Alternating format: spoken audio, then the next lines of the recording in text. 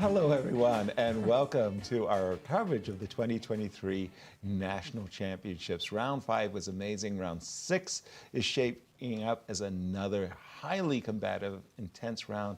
But we have a special guest in the studio, Shannon Bailey of the World Chess Hall of Fame. Shannon, welcome again. Thank you it's for so having good me. to have So you. happy to have you here. Wow, so many great exhibits, Yes. and the musical series especially. Yes, so we have this wonderful music series at the Hall of Fame, which we've had for years. They sell out almost every single time. We've got one Can't that get a seat. No, we have one that focuses a lot on regional bands, and then one that kind of goes into more of like a classical kind of genre. We work a lot with the symphony and Right. other types of classical musicians. So it's a little something for everybody. And Shannon, I know that you do a lot of exhibitions, so take us back a little bit. Why did you decide to do chess and music? Yeah, so we have an exhibit right now called Sound Moves, where music meets chess, and that was curated by me and my husband, Bradley Bailey, who's a professor at St. Louis University and is an art and chess scholar as well.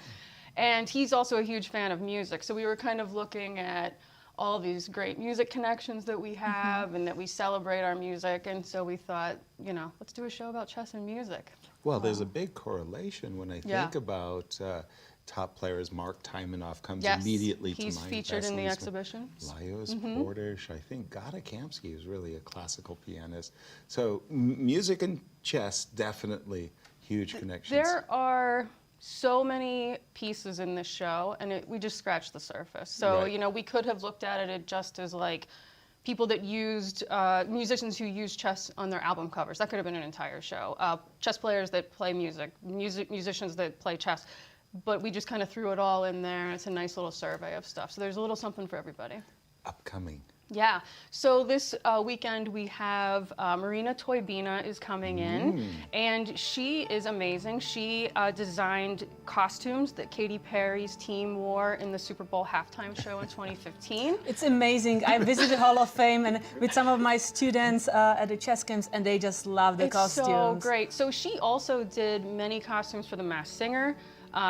Costumes for, I said Katy Perry, Ariana Grande, Taylor Swift, and she grew up playing chess in Russia, so she has this great chess connection, and I don't think she even realized how much she was putting chess into her work until we contacted her and started pointing it all out. So we're really excited. That's a free event, Saturday. It's at Wash U, yes, on the 14th at 3 p.m. Visit our website for more information about that.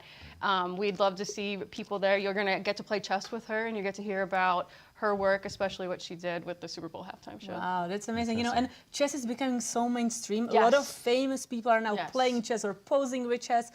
So can you tell us about more musicians that are currently kind of incorporating chess into their work? So we worked with Julian Casablancas' team, who was in the Strokes, and he has chess all over his albums, and he wore a jacket in a music video with a chessboard on the back, and we hope to have him here in St. Louis. We have tons of photos of people playing chess. Some of them are staged, because you know how you can tell.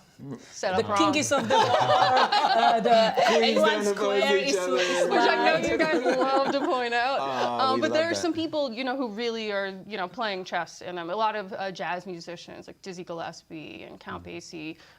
So it's fun to see them sitting down and playing chess in these beautiful photographs. And then we've got, you know, the signed copy of the Queen's Gambit score.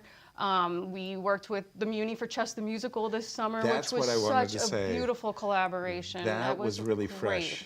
fresh in my mind, and we went backstage. I actually went to see it twice. I saw it loved 3 times. I saw it 3 times. My daughter and I saw it 3 times. And if there would have been another show, we would have seen it. And we another got time. to meet the cast, That's and wonderful. they were Wasn't that just, great? They were they're so fantastic excited. musicians, amazing people, and they were telling us how stressed they were about actually getting the chess part of that musical correct. Oh, it was Exactly. so They did such a good job, though. Yeah, so it's been fun. World Chess Hall of Fame just had a huge collection. We had Sal Matera, who came on.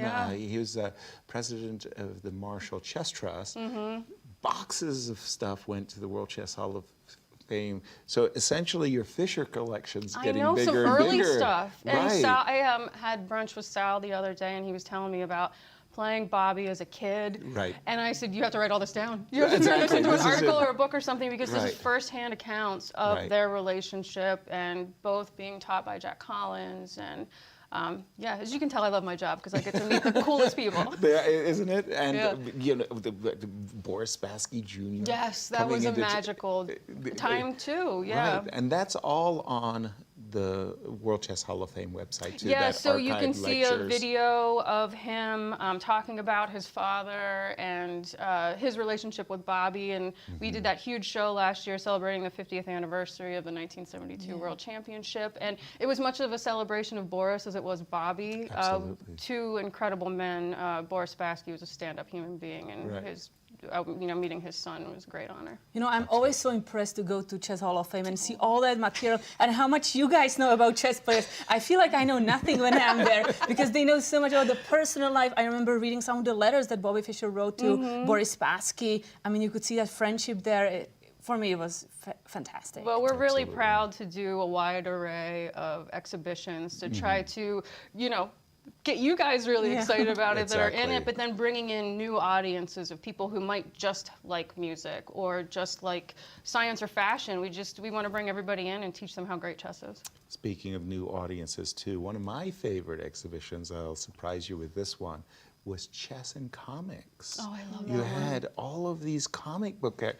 When I was a kid, you know, the Hulk, Thor, and the greatest Silver Surfer. I mean, he was like the greatest.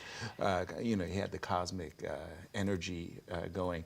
But that was a marvelous exhibit on all the kids. So I have were to just say, so what happy. you're going to learn is these exhibitions are a Bailey family affair. So my daughter Mina was little at the time, and she was obsessed with superheroes. And I thought, well, I've got some comic books, and we've got some chess sets that deal with superheroes. So I put that together basically as like a gift to her, and that, you know, ended up being, you know, such a fun show. I mean, we had over 100 comics hanging up, and that was just scratching the surface. So another thing you can tell is we've got a great permanent collection. Yeah, and you know, one show that I regret of missing, and I know a lot of people keep reminding how amazing it was, I think called The Fire on the Board. Burning Boards. Burning Boards. Okay. When you Brad play with was the my candles. partner. Your husband Yes. was my opponent. The pictures look amazing, and I know the Leonard. players just loved it, how you play We with will bring candles. it back. We will bring it back. We almost brought it back last summer. But we're trying to find a good time to do that, and that is Glenn Kino is the artist, and you literally play with burning candles. I'm definitely coming for that. Oh, you will It be looked invited amazing. for sure. So